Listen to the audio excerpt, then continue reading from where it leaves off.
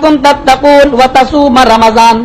چوتھی چیز رمضان کا روزہ رکھو، اسی لیے کہا گیا رمضان کا روزہ رکھو لعلکم تتقون، تاکہ روزے سے تمہارے دلوں میں تقوی پیدا ہو، تم پرہیزگار بن جاؤ. یا اللہ نماز سے تقوی پیدا نہیں ہوتا؟ کیا حج سے تقوی پیدا نہیں ہوتا؟ کیا زکات سے تقوی پیدا نہیں ہوتا؟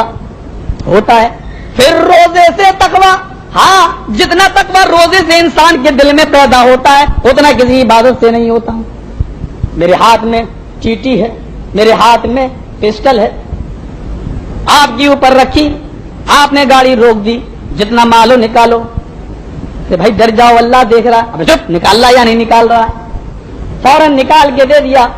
یہاں اللہ کا ڈر آج ہمارے دل میں نہیں آیا. وہی پسٹل اور ٹیٹی رکھنے والا آدمی نے آج صبح سحری کی ہے، روزے سے ہے، زندھاڑے ڈکیتی ڈالا کرتا ہے، آج اس نے سحری کھائی، روزے سے ہے. ظہر کی اذان کا وقت ہوا، ظہر کی نماز پڑھ کے گھر پہ گیا، بیوی میکے گئی ہوئی ہے، کمرے میں فریج رکھی ہوئی ہے، باپ نہیں ہے، ماں نہیں ہے، بھائی نہیں ہے، کوئی نہیں ہے. فریج کو کھولتا ہے، پانی کی ٹھنڈی ٹھنڈی بوتل ہے اور شربت روح افزا رکھا ہوا ہے، لیکن آج اس کو پی نہیں سکتا پانی، شربت روح افزا دودھ میں گھول کے استعمال نہیں کر سکتا. چلو میں نے کہا میرے دوست پانی پی لے، یہ پھل فروٹ رکھ کے یہ بھی کھا لے، کسی سے کہوں گا نہیں. ارے چپ رہو، ارے کوئی دیکھ تھوڑی رہا ہے، ارے کوئی نہیں دیکھ رہا تو کیا ہوا، اللہ کی نگاہ تو مجھے دیکھ رہی ہے. میرے بھائیوں، یہی آدمی جب پسٹل رکھ کر، بندوق رکھ کر جب کسی کی دن دھاڑے ڈکیتی ڈال رہا تھا اور وہ کہہ رہا تھا کہ اللہ سے ڈر، تو یہ آدمی اس وقت اللہ کا خوف اپنے دل میں پیدا نہیں کر رہا ہے. لیکن آج روزے سے، روزے نے کتنا زیادہ خوف اس کے دل کے اندر، کتنا زیادہ تقوی اس کے اندر پیدا کر دیا. مولوی صاحب آپ نے مغرب کی نماز کہاں پڑھی؟ میں نے کہا صراط مستقیم میں.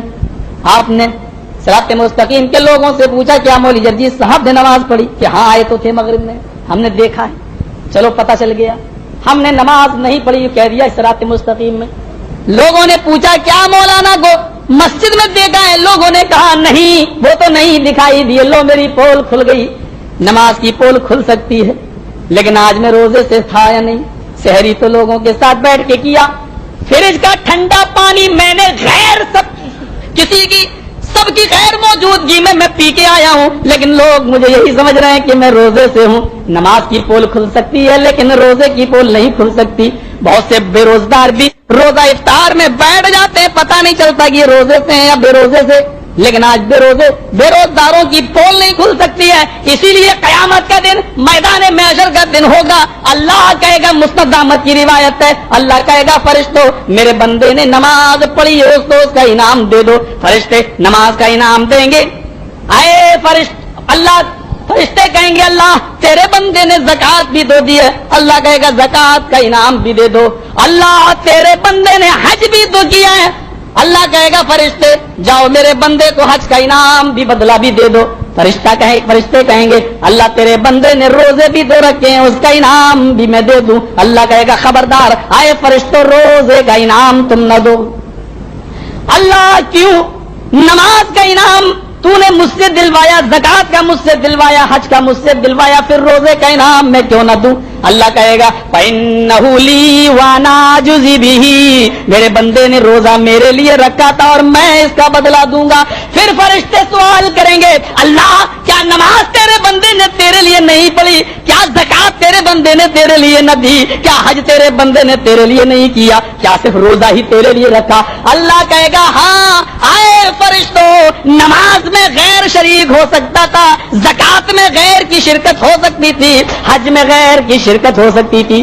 ہاں یہ ممکن تھا کہ یہ جمعہ اس لیے پڑھتا ہو تاکہ محلے والے یہ نہ کہیں کہ دیکھو وہ پانچوں ٹائم کی نماز تو چھوڑو، وہ جمعے تک کی نماز نہیں پڑھتا. ہو سکتا ہے لوگوں کے گھر سے مسجد میں جمعے کے دن آ جاتا ہو. زکات اس نے اس لیے دی ہوتا کہ لوگ اس کو بہت بڑا زکات دینے والا کہیں اور بہت بڑا اللہ کی راہ میں خرچ کرنے والا کہیں. حج بھی ہو سکتا ہے اس لیے کر لیا ہو کہ لوگ یہ تانا نہ دیں کہ اتنی دولت مند اور پیسے والا ہو کر اب تک حج نہیں کیا. لیکن روزہ اسے ڈر سے کبھی میرا بندہ نہیں رکھ سکتا، کیونکہ میرے بندے کے پاس کوئی نہیں تھا، کوئی نہیں تھا، سارے لوگ غیر حاضر تھے، پھر اس کی نعمتیں اس کے پاس تھی، اس کو صرف میرے خوف نے اور میرے ڈر نے توڑنے سے روکا ہے، کھانے پینے کی چیزوں کو کھانے سے روکا ہے۔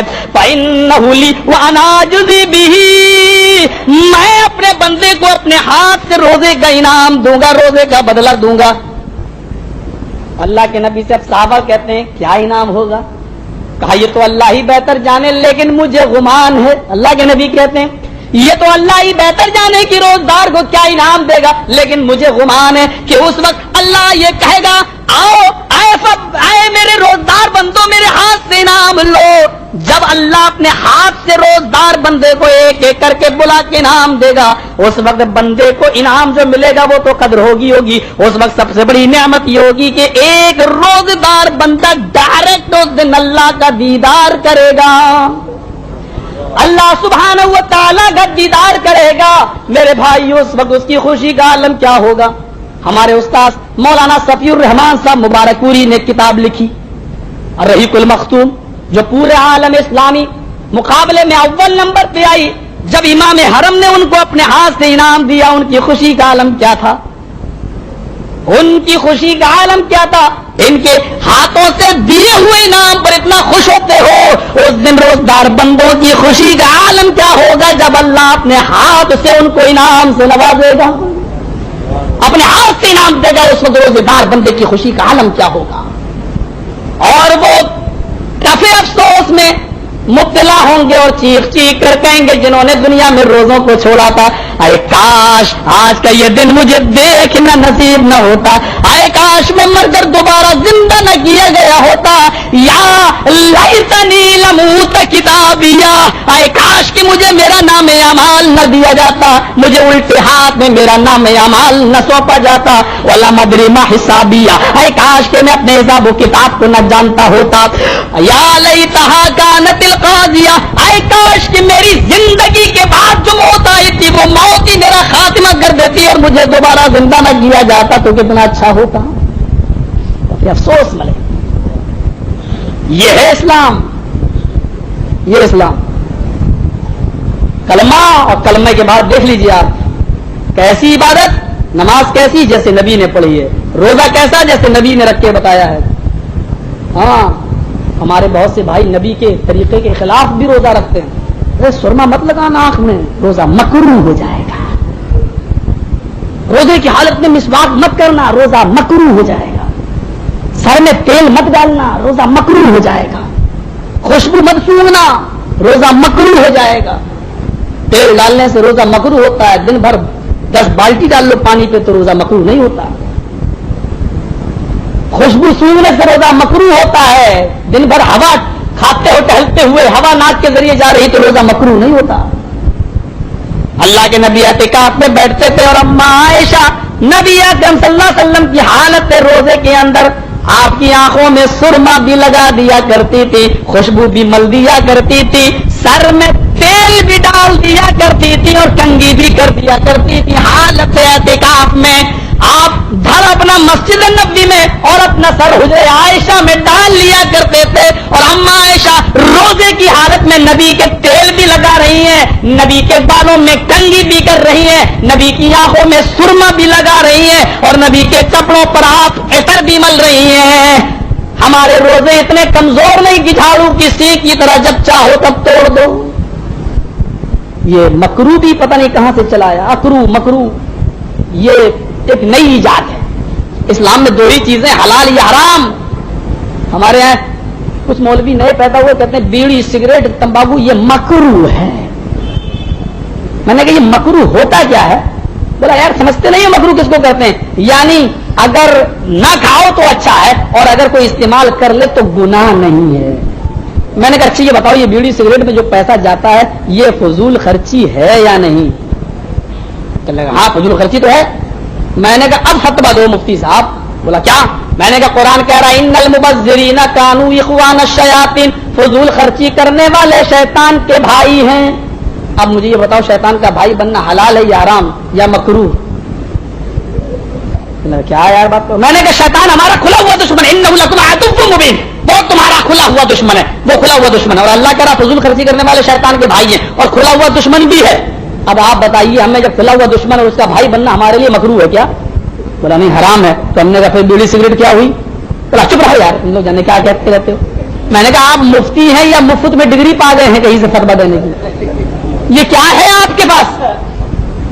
یہ اکرو مکرو دھکرو پیچ میں پتہ نہیں کہاں سے لائے، کہیں کی اینٹ کہیں کا روڑا، آدھا ادھر سے لائے آدھا ادھر سے جوڑا۔